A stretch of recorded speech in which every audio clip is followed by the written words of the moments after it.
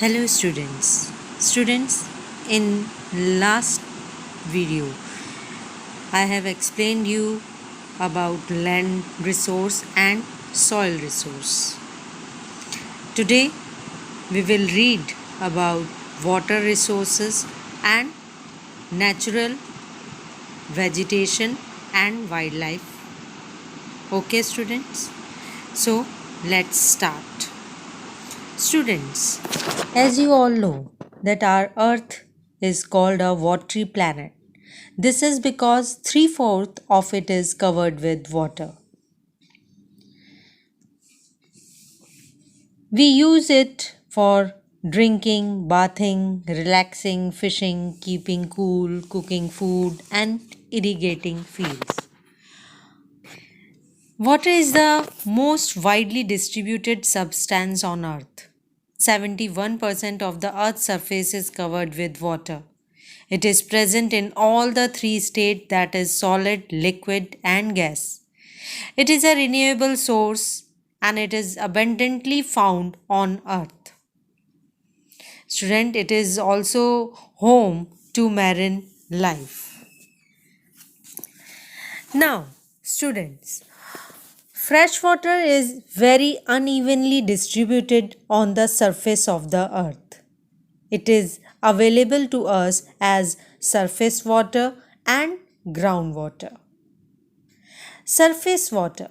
This is the fresh water which we have in rivers, lakes, streams, and ponds. Rain, hail, sleet, and snow is the primary source of fresh water.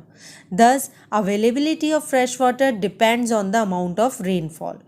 Most of it is lost via runoff, while some of it seeps into the ground and gets stored as groundwater. Now, what is groundwater? Water which is present below the surface is called groundwater. We extract it by digging wells and tube wells. Yet, groundwater is not safe for use without treatment because of the dissolved chemicals in it. क्योंकि उसमें बहुत सारे chemicals होते हैं, तो हम बिना treatment के उसे ग्राउंड वाटर को यूज़ नहीं कर सकते. Okay students, next comes problems of water availability. Dear students, water shortage is a recurring problem in most parts of Africa, West Asia, and large parts of South Asia, Western USA, Northwest Mexico, parts of South America, and nearly all of Australia. About 36 countries are experiencing water scarcity. Now, water shortage occurs because of distribution of rainfall is unequal at different places. In India, it varies from 250 centimeter in northeastern states to less than 10 centimeter in Rajasthan. Okay, next, global warming, that is changing rainfall patterns. Also, high temperatures increase the evaporation. Next, difficulty in transporting water over long distances. Transporting water over long distance is expensive and needs foresight and planning. Thus, many areas face scarcity of water.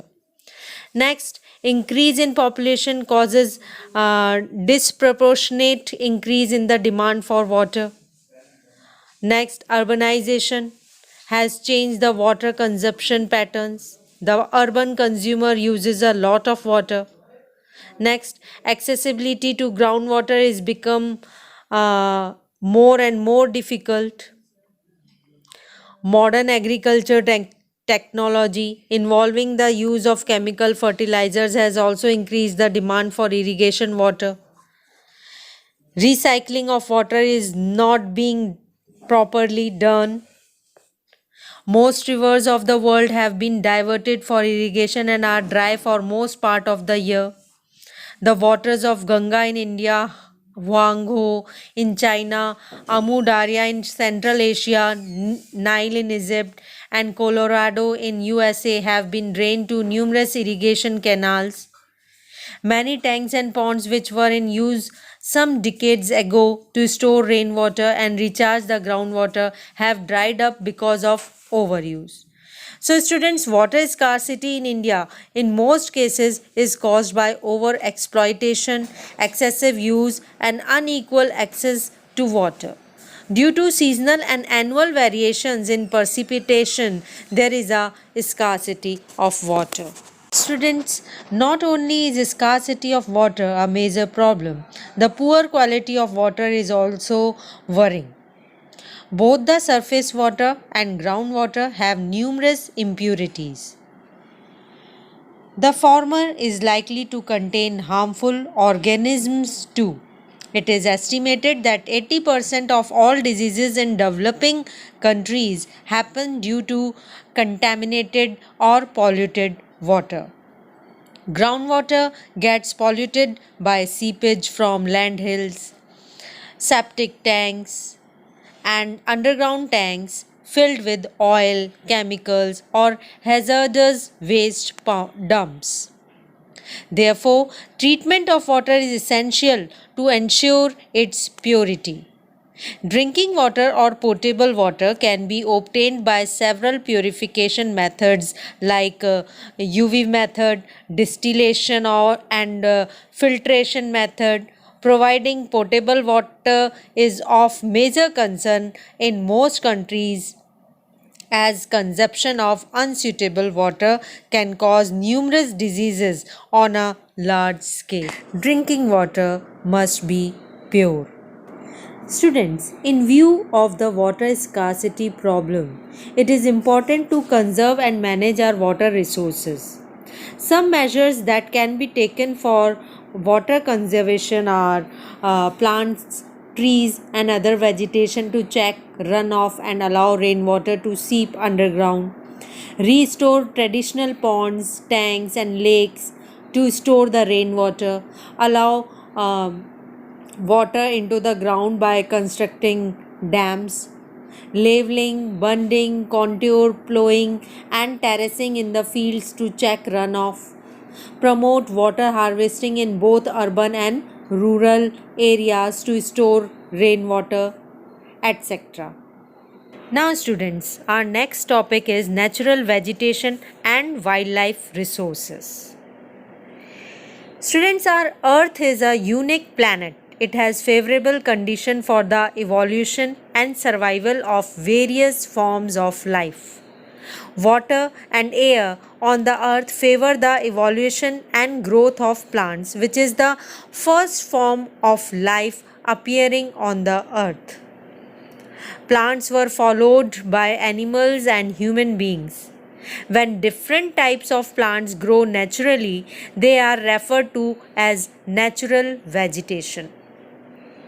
The original natural vegetation of the earth has been modified by human beings. Nowadays, all types of plants, whether natural or modified, are included in natural vegetation. Wildlife refers to all plants, animals, birds, and organisms which live in their natural habitat. Natural vegetation and wildlife coexist in the biosphere. The narrow zone of contact between the lithosphere and atmosphere is called the biosphere. Students, I think all of you are aware of lithosphere and atmosphere. So, there is a system of interdependence among living beings and non living things in the biosphere. This system is called an ecosystem. Natural vegetation and wildlife are very important and useful natural resources. The vegetation provides us with timber or firewood, natural habitat for animals, oxygen we breathe, protect soil from leaching, helps to store water underground, provides a large variety of products from trees like fruits, nuts, gum, etc. Ecosystems are of two major types: aquatic and terrestrial. Aquatic ecosystem life originated first of all in oceans. Then it flourished in other spheres.